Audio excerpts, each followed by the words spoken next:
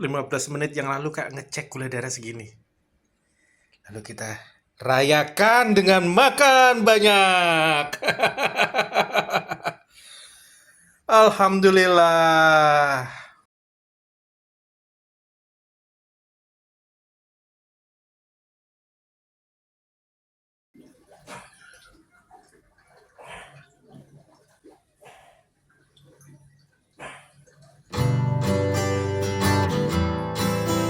Assalamualaikum warahmatullahi wabarakatuh. Hai Kak, apa kabarnya? Jumpa kembali di YouTube Hobinya Ayazam. Akhirnya Kak, minggu ke-8 dari program sembuh diabetes yang saya buat sudah terlewati.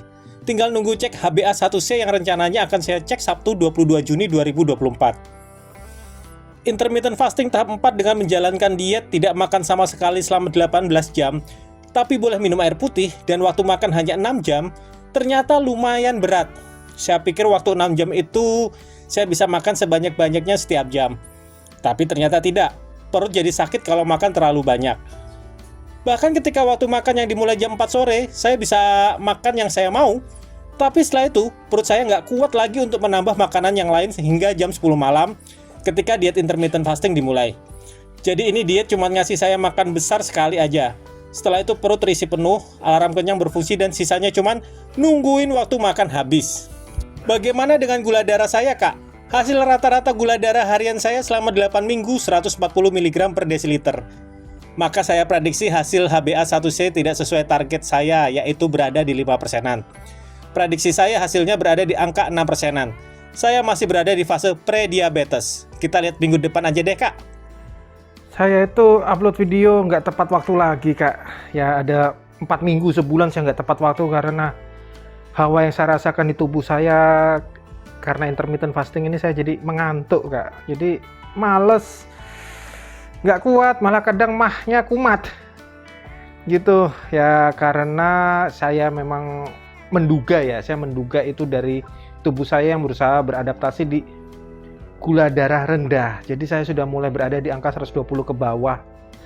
Jadi selama 4 minggu ini saya beradaptasi, Kak, Ya mau nggak mau saya harus ke sana, Kak, supaya gula darah saya normal. Jadi mau nggak mau saya harus nerima proses adaptasi itu. Nah sekarang sudah minggu ke-8.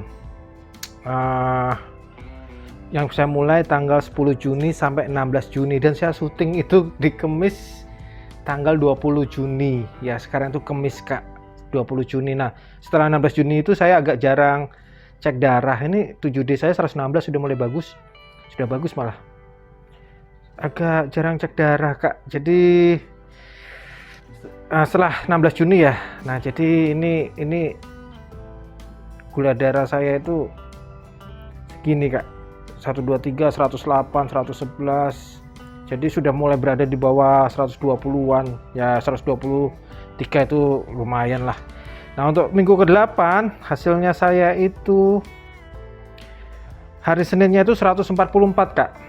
Senin 144, Selasa 121, dan ini rekor terendah saya, Kak, 101. Jadi ini rekor terendah selama saya kena diabetes, Kak, 101. Jadi rekor tertinggi saya itu 340 dan terendah 101, dan ini tercapai setelah saya intermittent fasting selama 8 minggu dan olahraga. Tapi olahraga saya selama 4 minggu terakhir ini bolong-bolong, Kak, karena hawanya ngantuk banget. Dan di hari Kamis 121, di hari Jumat 131 naik ya. Pas itu turun lagi 112 dan turun lagi 113. Kemudian saya males cek darah ya. Dilanjutin, ini saya lupa hari apa ini. Dan ini hasilnya di minggu ini. Untuk catatan ya, Kak, ya, saya itu tidak pernah setting jam dan tanggalnya. Dan saya intermittent fasting dari jam 10 malam sampai jam 4 sore, berarti total itu 18 jam, Kak, saya intermittent fasting. Dan yang saya rasakan hanya mengantuk ya. Jadi saya bisa tidur 12 jam, Kak, sehari, Kak.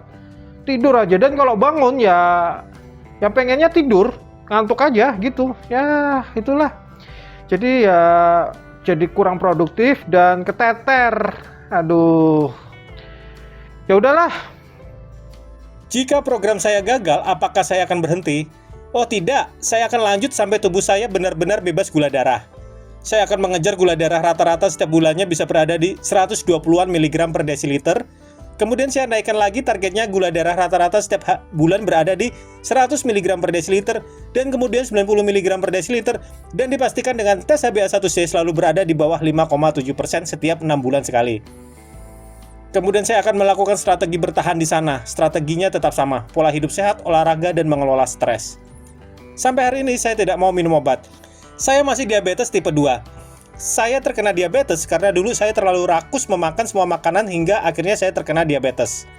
Dan selama 2 tahun lebih, saya berhasil menurunkan gula darah saya dari titik tertinggi yaitu 340 mg per desiliter hingga bisa mencapai titik terendah 100 mg per desiliter tanpa sama sekali minum obat. Cukup mengatur pola makan dan olahraga serta mengelola stres. Kali ini saya olahraga tidak hanya sekedar olahraga. Saya pikir selama 2 tahun saya melakukan olahraga dan akhirnya tubuh saya sudah cukup kuat untuk melakukan olahraga yang lebih spesifik. Saya pengen fokus ke olahraga yang sebenarnya dari dulu membuat saya tertarik. Saya mau mendalami calisthenics. Tujuannya simple, calisthenics itu olahraga yang memanfaatkan beban tubuh. Jadi saya bisa tetap mengelola otot saya, menguras gula-gula di dalam tubuh dengan hanya memanfaatkan beban tubuh saya. Jadi biayanya murah kak, nggak perlu nge-gym atau membeli peralatan seperti barbel dan kawan-kawannya yang harganya nggak murah itu. Untuk apa sih semua itu?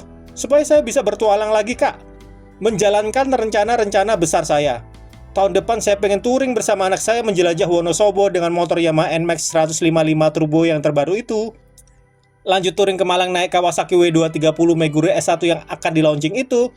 Atau minimal jika finansial saya belum mampu untuk memiliki 2 motor tersebut, saya masih bisa bertualang lagi dengan anak saya dengan motor yang low budget seperti Suzuki Next2 Cross dan Kawasaki W175L. Saya pengen menyupir sendiri mobil listrik Wuling Cloud dari Jakarta ke Bali. Saya masih pengen merestorasi Suzuki Crystal, Suzuki Tornado, Yamaha Mio, menyelesaikan proyek Honda CB100 saya dan upgrade mesin Honda GL Pro saya supaya ada electric starternya dan memiliki suara timing kuda. Saya juga berjanji sama anak saya mau mengajak hiking ke beberapa gunung di Pulau Jawa.